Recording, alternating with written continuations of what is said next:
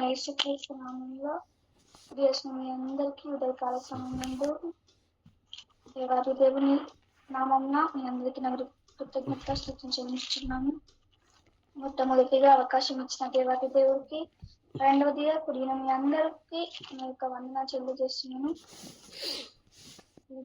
ఎంత గొప్ప ధన్యత మనం చేసుకున్న వారము, ఎంతో మందికి లేనికి గొప్ప ధన్యత మీన్స్ మనగా మరి యొక్క దినాన్ని మరి యొక్క తరుణాన్ని మనము చూడగలుగుతున్నాము అంటే అది కేవలం దేవుని ప్రణాళిక మన ఎడల బహు గొప్పగా హెచ్చిగా ఉన్నది కనుకనే ఈరోజు ఇటు దినాన్ని మనం చూడగలుగుతున్నాం.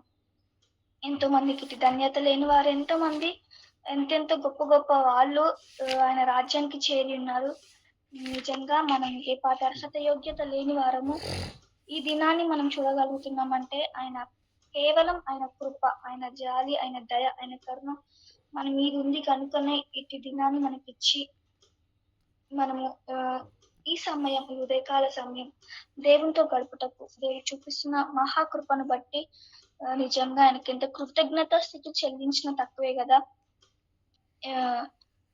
ఎంతో మందికి నిజంగా ఈ ధన్యత లేదు. ఈరోజు మనము ఈ దేవుని సన్నిధిని అనుభవిస్తున్నాం. ఉదయం లేవగానే వెంటనే ఫస్ట్ ప్రయారిటీ దేవుడికి ఇచ్చే కృప మనకి ఇస్తున్నాడు కదా. ఎంతో మంది లేచి ఫస్ట్ వాళ్ళ పనికి ప్రయారిటీస్ ఇస్తారు, కానీ మనము దేవుని ఎరిగిన మనము, దేవుని బిడ్డలుగా పిలువబడుతున్నాం, మనము క్రైస్తవులుగా పిలువబడుతున్నాం, మనము ఫస్ట్ లేవగానే మన ప్రయారిటీ దేవుడికి ఇవ్వడం అది ఎంతో మంచి విషయం మనము అనుకుంటాం కదా. ఫస్ట్ మనం ఉదయం లేవగానే మన ప్రయారిటీ ఆయనకి ఇస్తున్నప్పుడు మన డే ఎట్లా ఉంటదంటే, ఫస్ట్ లేవగానే మనకు ఆయన మన ప్రయారిటీ ఇచ్చినప్పుడు ఆ దినమంతా ఆయన మనం ఎలా నడగాలి, ఏ మార్గంలో నడవాలని ఆయన చెప్తాడు. అదే మనం లేవకన ముందు ఫస్ట్ మనం మన ప్రయారిటీ ఆయనకి ఇయ్యలేమనుకో, ఆ దినమంతా మనకి ఏదోదో అయిపోతుంది. మనం అదే లేచిన వెంటనే మనకు మన సమయాన్ని ఆయనకి ఇచ్చినప్పుడు ఆయన ప్రతి సాతాను బంధకాల నుంచి, ప్రతి సాతాను శోధన నుంచి నిన్ను నన్ను కాచి కాపాడి, నిన్ను నన్ను భద్రపరిచి ఆ దినమంతా ఎలా నడిపించాలో, ఏ సాతాను శోధనలు నీ దరికి నా దరికి రాకుండా నేను నచ్చి మార్గం ఆయన సరళం చేసి, ఏ కష్ట నష్టం మన దగ్గరికి వచ్చినానో ఆయన ఆ రోజు అది సాల్వ్ చేసే దేవుడిగా ఉంటాడు. ఇన్ కేస్ మనమే అదే మన డే ఆయనతో స్టార్ట్ చేయకపోతే ఆ రోజు అంతా ఏదేదో అయిపోతుంది, సాతాను మనల్ని ఇంకా ఆడుకుంటాడు అన్నట్టు. సో ఫస్ట్ మొదటిగా మనం లేవగానే మన ప్రయారిటీ ఎవరికి ఇస్తున్నాం ఫస్ట్ మనం ప్రశ్నించుకుందాం. దేవుడి కృపను బట్టి గ్రూప్లో ఉన్న మనం అందరం ఫస్ట్ దేవుడి ఫస్ట్ ప్రేయర్కి ఇచ్చే బిడ్డలుగా మనం ఉన్నాం కదా. ఎంతో మంది ధన్యత లేని వారు ఉన్నారు. ఎంతో మంది మొదట లేచిన వెంటనే దేవునికి ప్రయారిటీ ఇచ్చి బిడ్డలుగా లేరు. దేవుని మహాకృపను బట్టి మనము మొదట దేవునికి ప్రయారిటీ ఇచ్చి బిడ్డలుగా దేవుడు కూడి ఉన్న మన అందరిని ఉంచినందుకు నిజంగా దేవునికి కృతజ్ఞతాస్తుతులు చెల్లించాలి. అదే మనం ఒక భక్తుని మనం చూద్దాం. ఇన్ని మనము ప్రతి దినం ఇన్ని పాపాలు చేస్తూ ఇన్ని మనము దేవుని యొద్ద దేవునికి విరోధంగా, దేవునికి ఇష్టం లేకుండా ఎన్నెన్నో దినదినం మనం ఎన్నెన్నో పాపాలు చేస్తూ ఎన్నెన్నో తప్పులు చేస్తూ దేవుని గాయాన్ని ఇంకా రేపిన బిడ్డలుగా మనం ఉన్నాం కదా. కొన్నిసార్లు మనం నిజంగా ఎన్నెన్నో తప్పులు చేస్తాం, పాపాలు చేస్తాం, కానీ దేవుని యొద్దతో మనం ఒక్కొక్కసారి మన ప్రార్థన విధానం ఎట్లుంటదంటే, ప్రభా నేను ఉదయం నుంచి నైట్ మనం పడుకున్న ముందు అప్పుడు ప్రే చేసుకున్నప్పుడు, ప్రభా నేను ఉదయం నుంచి తప్పులు చేసి ఉంటే నన్ను క్షమించు అని అంటాం. అది ఫ్లోలో అంటామా మరి అది అట్లా అంటామో తెలీదు, కానీ చేసి ఉంటే కాదు, మనము ఉదయం నుంచి నైట్ వరకు తప్పకుండా ఏదో ఒక విషయంలో పడిపోతాం. మనుషులు మనం సహజం. మరి ముఖ్యంగా అశాశ్వతమైన లోకంలో మనం అశాశ్వతమైన ప్రజల లోకం చుట్టూ మనం బ్రతుకుతుంటున్నప్పుడు తప్పకుండా ఏదో ఒక విషయంలో నేను మనము ఉదయం నుంచి రాత్రి వరకు ఏదో ఒక పాపమైన చేస్తాం.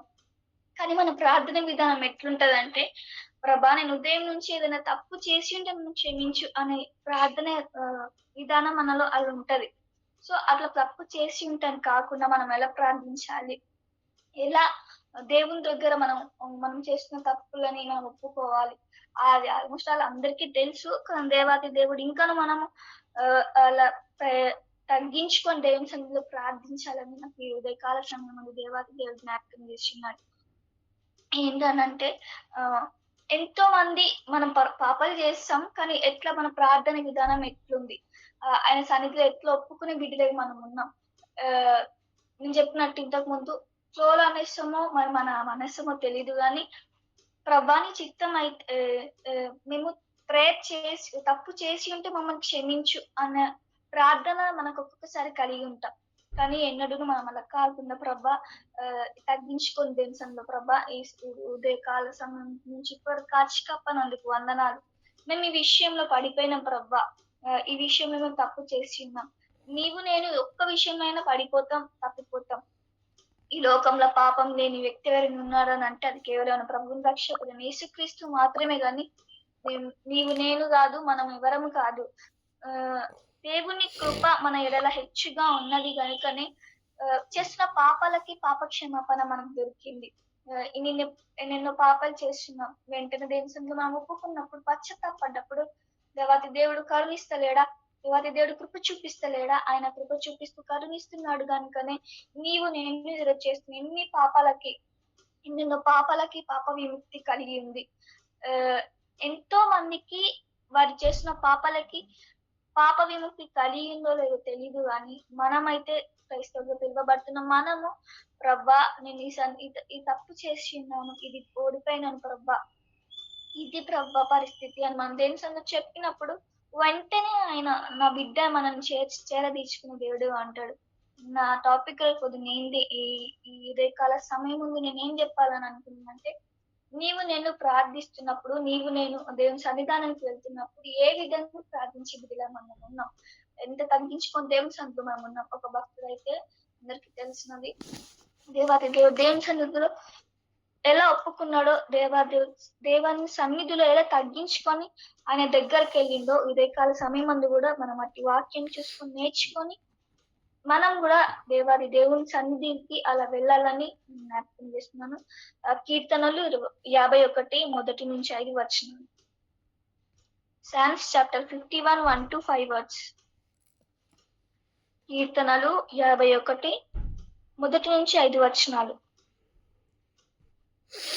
దేవా నీ కృప చొప్పున నన్ను కరుణింపుము. నీ వాత్సల్య బాహుల్యము చొప్పున నా అతిక్రమములు తుడిచివేయుము. నా దోషం పోవునట్లు నన్ను బాగుగా కడుగుము. నా పాపం పోవునట్లు నన్ను పవిత్రపరచుము. నా అతిక్రమములు నాకు తెలిసే ఉన్నవి. నా పాపం ఎల్లప్పుడూ నా ఎదుట ఉన్నది. నీకే విరోధముగా నేను పాపం చేసి ఉన్నాను. నీ దృష్టి నేను చెడుతనం చేసి ఉన్నాను. కావున ఆజ్ఞ ఇచ్చినప్పుడు నీవు నీతిమంతుడుగా అగబడుదువు. తీర్పు తీర్చినప్పుడు నిర్మలుడుగా అగబడుదువు. నేను పాపంలోనే పుట్టిన వాడను. పాపంలోనే నా తల్లి నన్ను గర్భమున ధరించింది. ఇక్కడ మనం చూసుకున్నట్లయితే దావీదు భక్తుడు ఎలా తగ్గించుకొని దేవుని సన్నిధిలో తను చేస్తున్న పాపాల విషయమై, తను చేస్తున్న తప్పుల విషయమై ఎంత తగ్గించుకొని దేవుని సన్నిధిలో ప్రార్థించిండో, లైక్ వేడుకుంటున్నాడో, గోజాడుతున్నాడో, కొనియాడుతున్నాడో. మరి ఇదే కాల సమయం ముందు మనం కూడా మనం చేస్తున్న పాపాల విషయాన్ని బట్టి, మనం చేస్తున్న తప్పుల విషయాన్ని బట్టి ఏ విధంగా దేవుని సన్నిధిలో పశ్చాత్తాపడినట్టుగా మనం ఉన్నాం, ఏ విధంగా తగ్గించుకొని దేవుని సన్నిధిలో మనం ప్రయాణించి ఆయనకు ఏదేదో పెద్ద పెద్ద వర్డ్స్ కాదండి మనం ప్రార్థించడం. నీవు నేను విరిగి నలిగిన మనసుకు ప్రార్థిస్తే ఆయన సంతోషిస్తాడు. నేను ఎంత తగ్గించుకొని ప్రభా నేను ఈ పరిస్థితిలో ఓడిపోయినాను, ప్రభా ఈ పరిస్థితిలో నీ గాయాలను తెట్టినాను, ఈ పరిస్థితిలో నేను బాధ పెట్టినాను, ఈ చిన్న చిన్న వర్డ్సే ఆయన మన ప్రార్థన అంటే పెద్ద పెద్ద వర్డ్స్ యూజ్ చేసి మన ప్రార్థన వినడు అని నేను అంటలేను.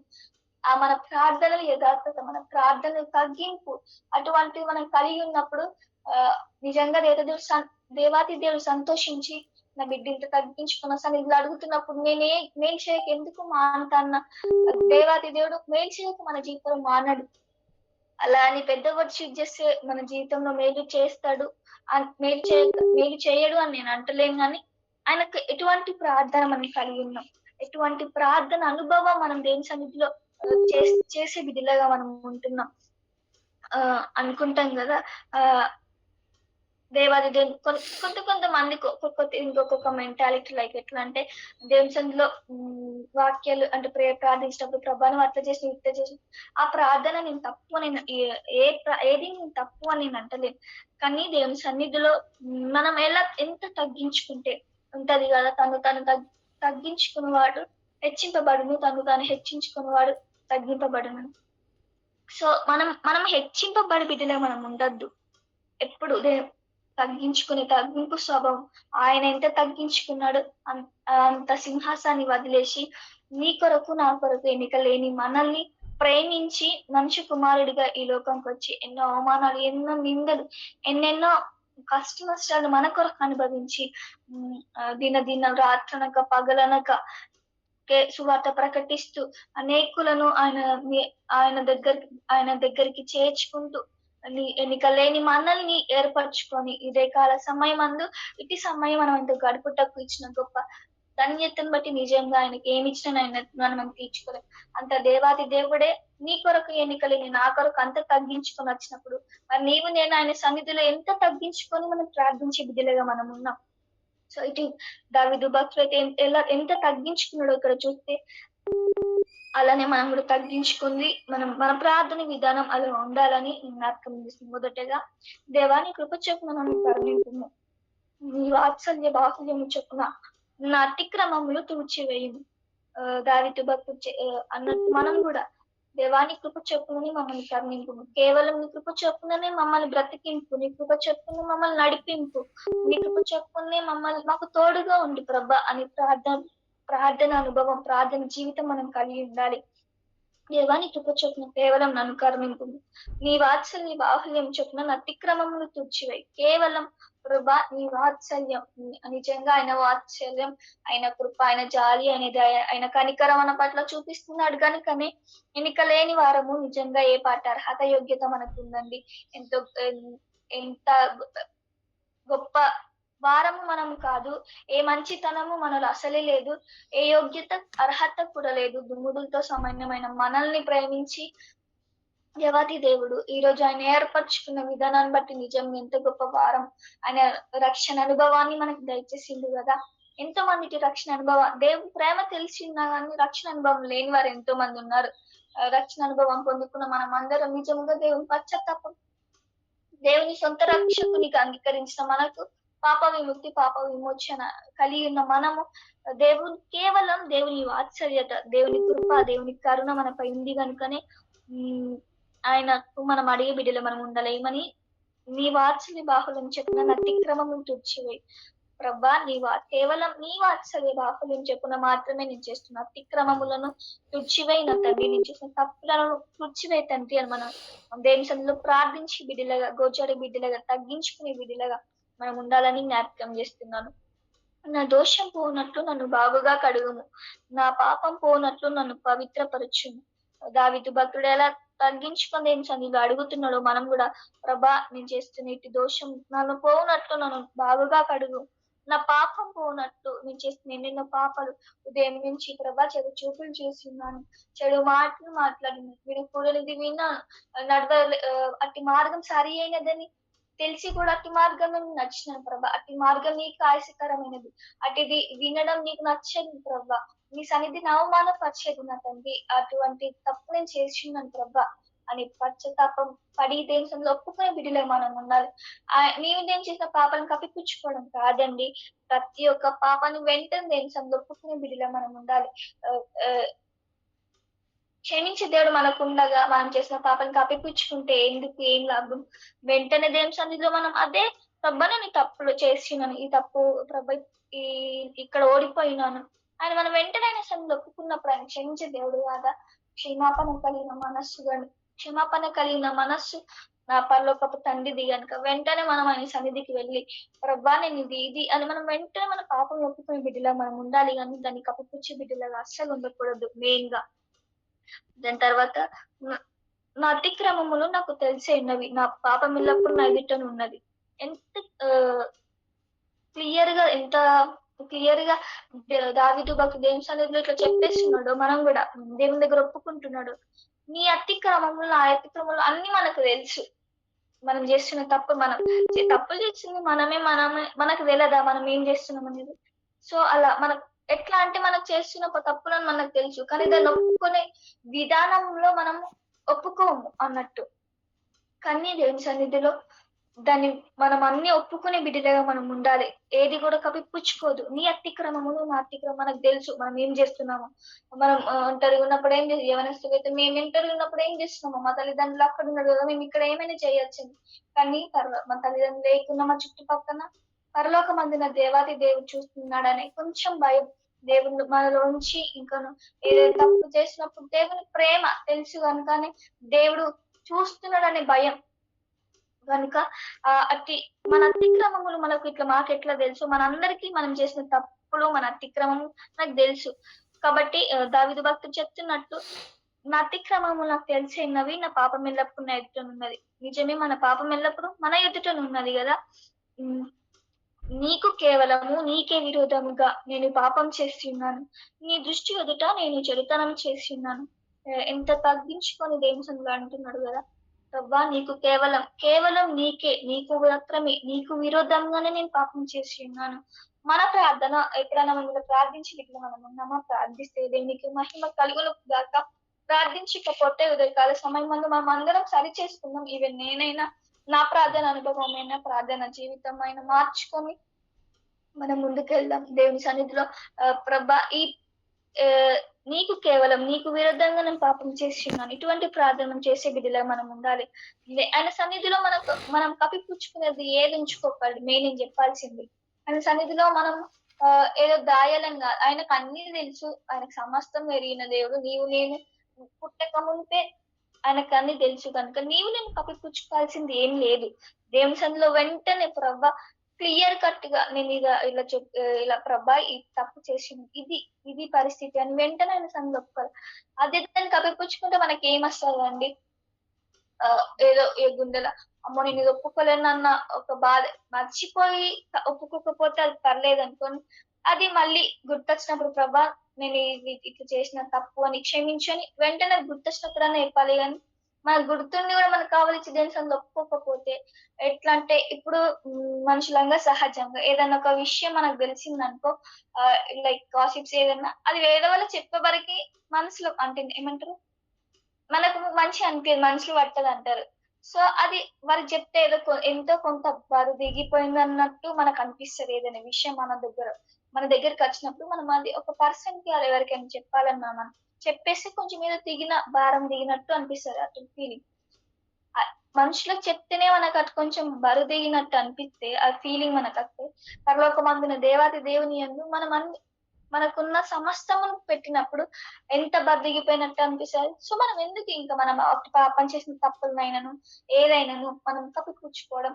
అది ఒప్పేసుకుంటే నీకు నాకు రిలీఫ్ ఉంటది. నీకు నాకు నేను గుండెలో ఏదో భారం మోస్తున్నట్టు మనకనిపించదు గదా!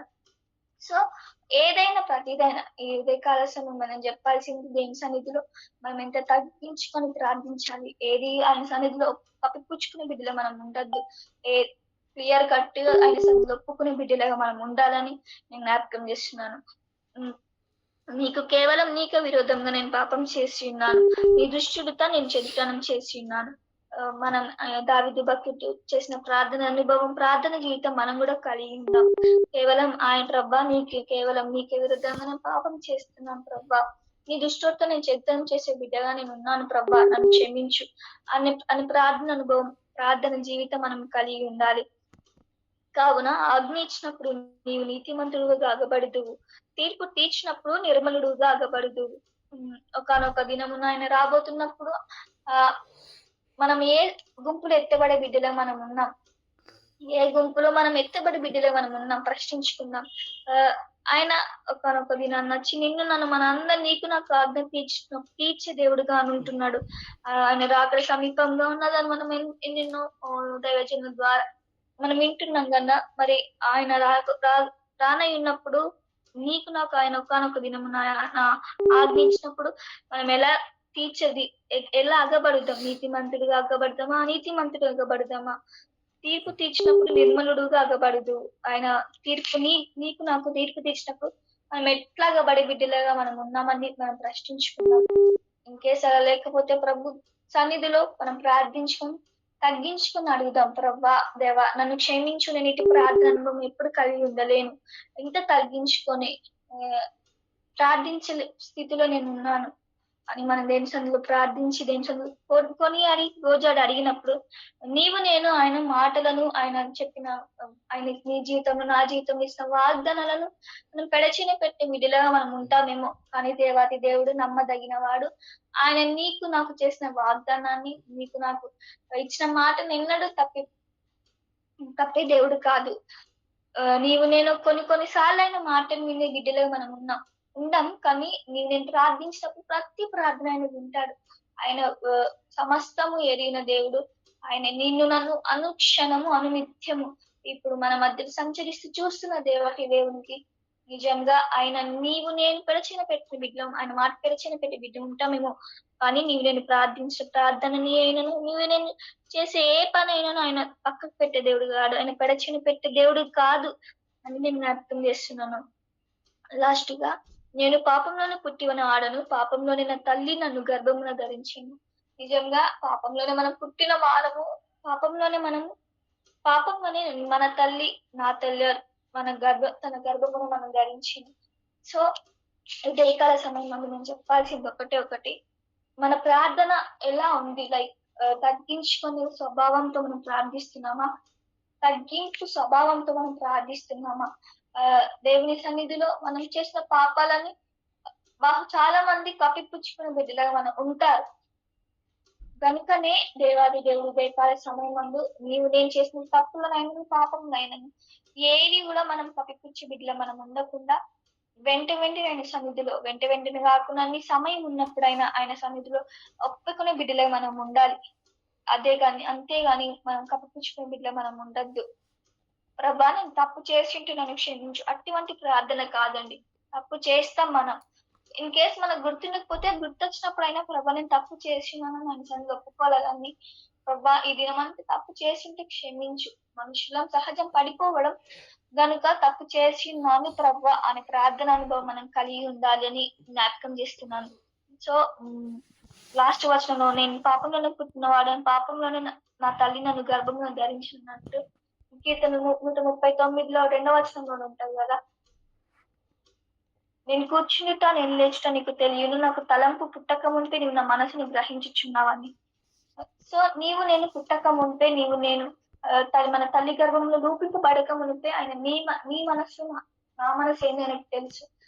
నేను పుట్టక మునుపే నిన్ను నన్ను ఏర్పరచుకున్న దేవాతి దేవుడు కదా!